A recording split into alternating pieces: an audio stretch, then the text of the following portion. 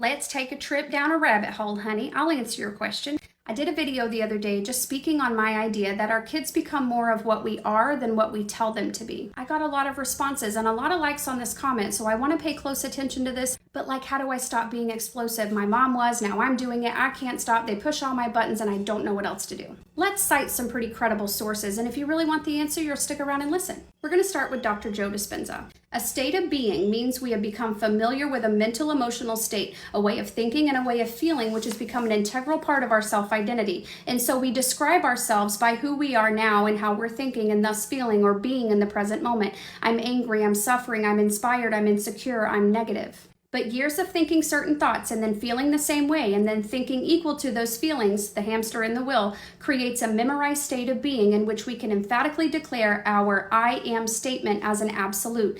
That means we're now at the point where we define ourselves as this state of being. Our thoughts and our feelings have merged. Listen close. For example, we say, I've always been lazy. I am an anxious person. I am typically uncertain. I have worthiness issues. I'm short-tempered and impatient. I'm really not that smart, and so on. I am a really explosive person. I am an explosive person. He goes on to say, think about this. 5% of the mind is conscious, struggling against the 95% that's running subconscious automatic programs. We've memorized a set of behaviors so well that we have become an automatic, habitual body-mind. In fact, when the body has memorized a thought, action, or feeling to the extent that the body is the mind, when the mind and body are one, we are now in a state of being the memory of ourselves. If 95% of who we are by the age of 35 is a set of involuntary programs, memorized behaviors, and habitual emotional reactions, it follows that 95% of our day we are unconscious.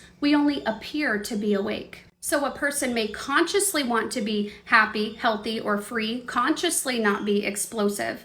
But the experience of hosting 20 years of suffering and the repeated cycling of those chemicals of pain and pity have subconsciously conditioned the body to be in a habitual state. We live by habit when we're no longer aware of what we're thinking, doing, or feeling. We become unconscious. The greatest habit we must break is the habit of being ourselves. There's a lot to this. Do you want me to continue?